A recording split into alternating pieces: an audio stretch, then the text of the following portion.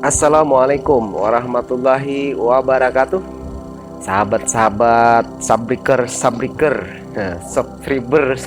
UHaji Banjar, ataupun subscriber UHaji Banjar dimanapun berada. Dan saya sebelum melanjutkan konten saya, menyapa sahabat-sahabat dan kita niatkan untuk saling bersilaturahmi antara kita sesama YouTuber. Kita bersilaturahmi untuk bisa mendapatkan berkahnya, dipanjangkan umur, dimurahkan rezeki, disehatkan badan, dilancarkan segala macam urusan kita. Kita tetap selalu bersama walaupun situasi yang bagaimanapun, termasuk situasi yang seperti ini. Dan sahabat-sahabat YouTuber semua pemula, baik senior-senior yang sudah mengajari saya, mudah-mudahan diberikan selalu rahmat ini dan hidayah dari Allah Subhanahu wa taala, dan juga sahabat-sahabat pemula mudah-mudahan terus semangat dan sukses di tengah-tengah ujian dan cobaan dari berbagai sisi. Oke sahabat, kali ini saya akan membahas tentang hal yang sedikit berbau gaib ya, berbau metafisika, berbau hal-hal yang tidak bisa dibaca secara ilmiah. Saya juga termasuk orang ilmiah ya. Tapi di samping keilmiahan kita, ada hal-hal yang wajib kita imani, ada hal-hal yang wajib kita percayai, dan ada batasan-batasan yang harus kita ketahui supaya kita tidak sampai melewati batas tertentu. Kalau sahabat salah berbatasan, maka terjadilah hal-hal yang tidak diinginkan dalam agama Islam. Kalau berkaitan dengan hal-hal yang gaib, itu efeknya, itu batasan-batasan yang mungkin terlanggar itu adalah berkaitan dengan syirik, sahabat-sahabat ya. Nah, karena kadang-kadang kita orang awam itu susah untuk membedakan antara yang nyata, antara yang gaib, dan mana yang wajib kita imani, mana yang harus kita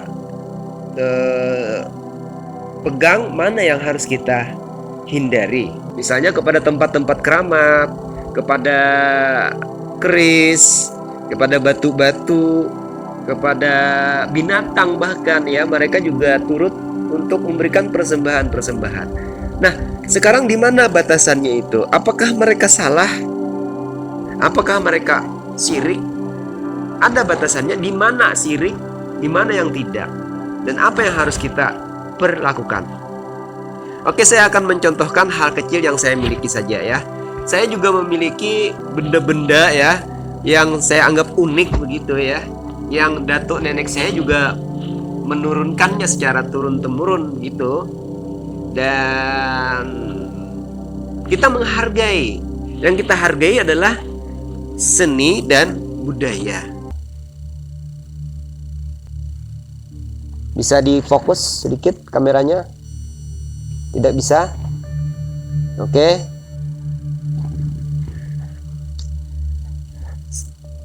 Nah, bagaimana membedakan antara ada benda yang mempunyai kekuatan supranatural atau sudah divisualisasi oleh seseorang, atau memang dia bawaan.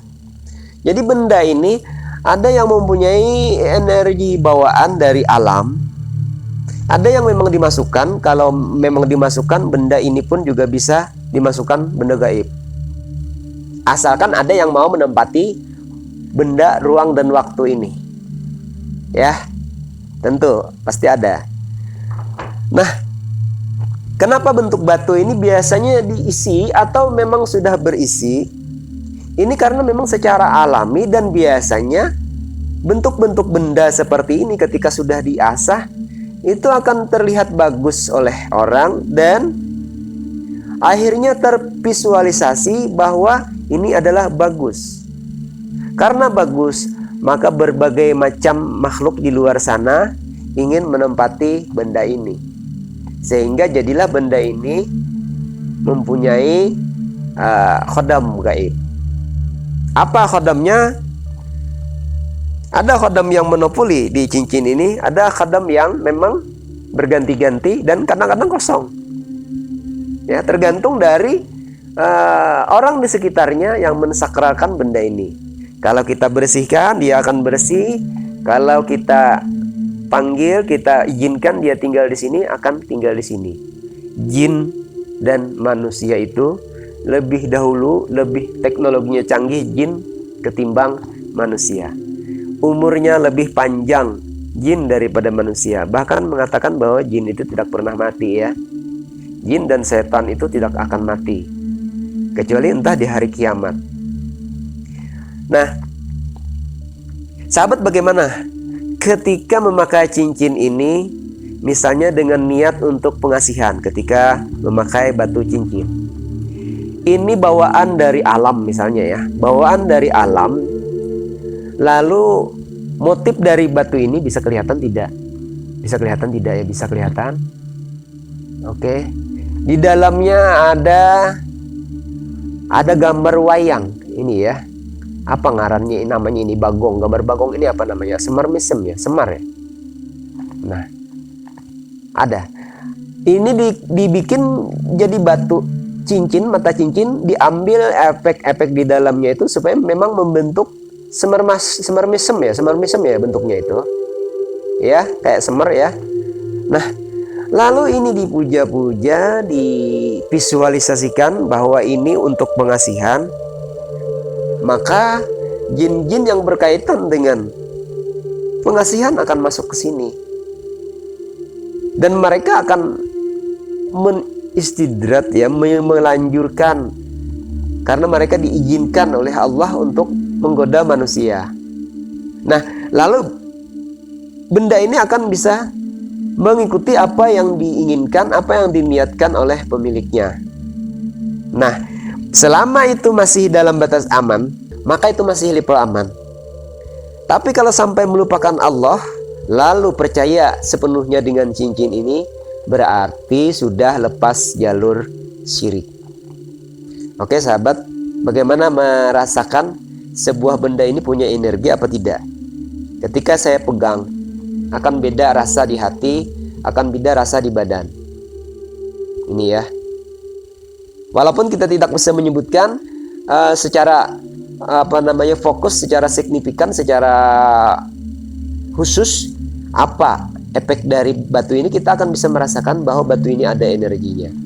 Karena pernah dipuja, pernah divisualisasikan, yang artinya sama dengan memasukkan makhluk jin itu ke dalam sini.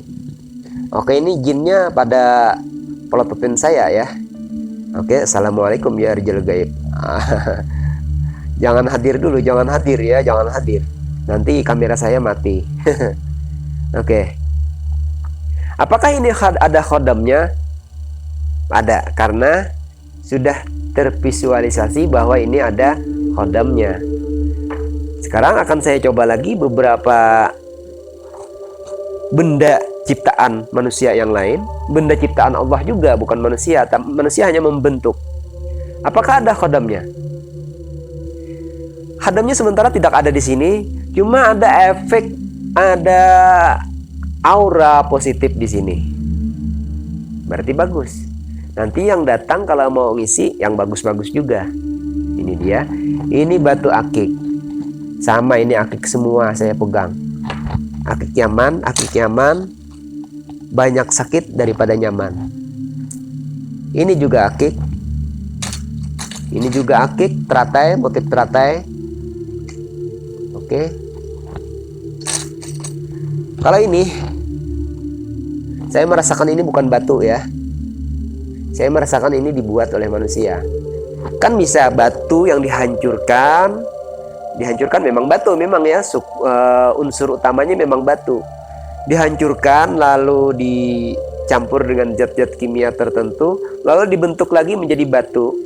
Dari batu asalnya kembali ke batu, tapi motifnya bisa dibikin, gitu ya. Saya merasakan seperti itu untuk yang ini. Ini juga, ketika disentuh, kita tidak merasakan getaran apapun. Biasa, seperti menyentuh benda biasa. Kalau ini ada energi negatifnya, ada energi positifnya ini ya, ada energinya, tapi tidak ada makhluk gaibnya, tidak ada khodamnya. Wah, ini kehebatan batunya, jadi lepas dia. Nah, sahabat ya. Oke, ini saya kesampingkan dulu. Kita akan berbicara dengan khodam gaib di sini. Mudah-mudahan bisa saya lihat ya.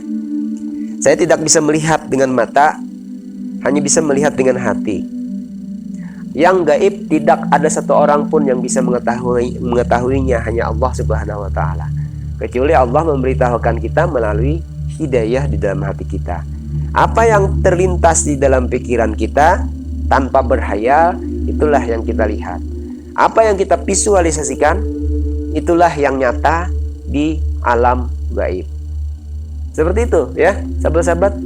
Jadi sahabat-sahabat kalau mau bikin rumah, bayangkan dulu bentuk rumah sahabat, divisualisasikan. Nanti aku akan bikin rumah 20 tahun ke depan seperti ini. Diprogram seperti itu. Di alam gaib sudah nyata, nunggu beberapa waktu kemudian, nunggu proses, itu akan menjadi nyata. Apa yang sahabat visualisasikan sekarang langsung nyata di alam gaib, asal visualisasinya di sini bukan sebuah hayalan, tapi gabungan antara pikiran dan perasaan, maka itu adalah nyata di alam gaib. Dan kalau sahabat mau mengeluarkan, memprosesnya menjadi nyata, nanti perlu waktu dan proses serta usaha dan doa. Seperti itu. Jadi sahabat, ilmu ini, falsafah ini bisa digunakan untuk memberikan sugesti positif dalam kehidupan kita. Kita program, kita visualisasikan seperti Anda memvisualisasikan benda ini sehingga benda ini berisi dengan makhluk gaib. Anda masukkan apa yang Anda rasakan di alam lingkungan, menyatu dengan alam, kemudian apa yang Anda temukan di alam itu masukkan ke dalam benda ini. Maka apa yang Anda pikirkan itulah yang ada itu di alam gaib. Di balik dunia nyata ini, dimensi yang tak terbatas, akan muncul apa yang Anda visualisasikan. Oke. Nah, itu semua sudah dikodratkan oleh Allah Subhanahu wa taala agar kita mengakui betapa besar kekuasaan Allah. Bahwa di dunia ini tidak hanya sesuatu yang nyata, tapi juga ada sesuatu yang gaib. Ada jasad, ada roh. Ada alam nyata, ada alam gaib. Ada alam kehidupan dan ada alam kematian. Nah, ini salah satu membuktikan bahwa ada alam kematian. Bagaimana nanti kita dikumpulkan di yaumil mahsyar dalam alam yang begitu luas, masa iya, ya kan? Dari masa ke masa manusia dikumpulkan di padang mahsyar. Ya seperti itu. Karena di dunia gaib sudah tak terbatas. Tak terbatas. Oke, dimensinya tidak terbatas. Kalau sahabat mengklasifikasikan di alam gaib ribuan jenis alam gaib, ribuan jenis makhluk gaib, dan kita sebagai manusia mengenal satu jenis aja itu sudah sangat luar biasa. Kita tidak akan bisa berkenalan. Hanya hati kita yang bisa berkenalan. Oke? Tapi apa yang bisa Anda rasakan di sini tervisualisasi, maka itulah yang menjadi penunggu mayoritas di benda ini. Oke, saya akan lihat. Ini bulu kuduk saya jadi merinding ya. Karena ada koneksi antara jasad lahiriah dengan yang gaib di sini. Assalamualaikum ya Riyul Gaib. Dalam lintasan pikiran saya ini ada makhluk yang berwujud binatang berkaki 4 ya, besar, hitam juga, sehitam batu ini, sejenis kucing yang sangat besar gitu ya. Dia suka menunggu ini karena frekuensi dari batu ini dia senangi ya, frekuensi dari batu ini dia senangi, dan Saya juga memvisualisasikan seperti itu karena yang saya lihat itu, sehingga dia makin senang. Dan mungkin juga pendahulu saya yang mewariskan batu ini juga memvisualisasikan hal serupa, sehingga ini disenangi olehnya, oleh makhluk gaib. Jin itu bukan setan ya, jin. Tapi bisa aja setan bekerja sama dengan jin juga kan untuk menggoda manusia. Dan mereka punya teknologi. Di sini mereka bisa mengumpulkan satu kerajaan pun bisa dalam benda yang sekecil ini. Jutaan ribuan makhluk sejenis juga bisa ada di sini. Ya, sahabat-sahabat. Sama dengan benda-benda yang lain, di keris ataupun di batu-batu yang lain seperti ini juga sama seperti itu. Nah, jadi sahabat, ini adalah hal-hal yang wajib kita imani. Karena dalam Al-Quran wajib kita imani juga, wa ma khalaqtul jinna wal insan illa liya'budun. Jin dan manusia itu ada. Kita ada, jin juga ada. Dan bagaimana kita bisa hidup berdampingan dengan mereka? Untuk saling memperingatkan, saling mengingatkan, saling menguntungkan, saling membantu, saling mendoakan juga. Kita dengan makhluk gaib, dengan roh-roh juga kita doakan. Kita lewat di kubur, kita doakan mereka, assalamualaikum ya ahlul kubur. Ketika lewat di jalanan, insya Allah ketika kita dalam perjalanan sampai kembali ke makam itu, kita akan selalu dalam doa mereka untuk keselamatan kita, karena kita juga mendoakan untuk keselamatan mereka. Karena mereka wajib membalas salam kita ketika kita mengucapkan salam. Kita di dalam hati mereka mendengarkan, assalamualaikum ya ahlul kubur. Mereka wajib membalas. Karena mereka mempunyai kemampuan, mereka mempunyai kekuatan gaib. Mereka sudah tak terbatas oleh ruang dan waktu, selalu mendoakan kita dan didengarkan oleh malaikat-malaikat. Insya Allah kita akan terselamatkan. Sama ketika kita juga mengucapkan salam atau memelihara atau menghargai atau menghormati batu ini. Begitu sahabat-sahabat juga ya. Sama dengan keris, sama dengan yang lain-lainnya juga seperti itu. Oke sahabat-sahabat, nanti setelah ini saya akan berbagi benda-benda koleksi saya, warisan-warisan dari orang tua saya juga, yang akan saya bahas apakah syirik apakah tidak. Nanti akan saya bahas secara detail benda apa, keris atau apa, akan saya bahas di konten-konten berikutnya.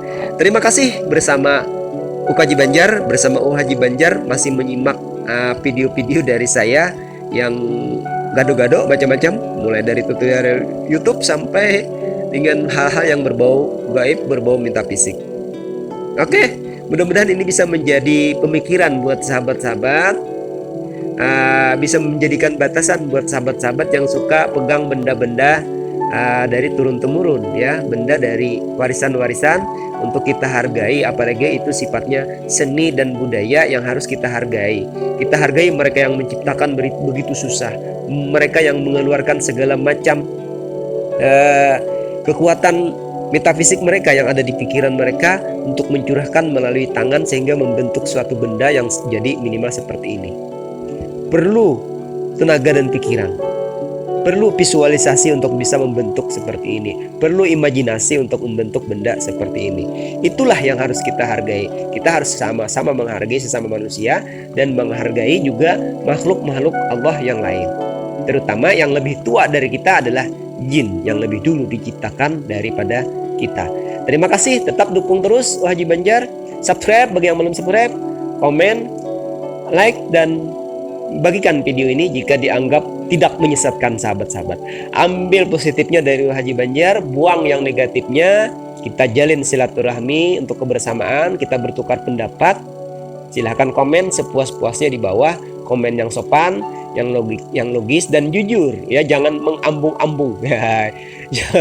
Jangan mengambung-ambung gitu ya kepada saya. Padahal saya salah, dibilang betul, itu namanya menyesatkan saya. Saya salah, dibiarkan saya jadi tersesat ya.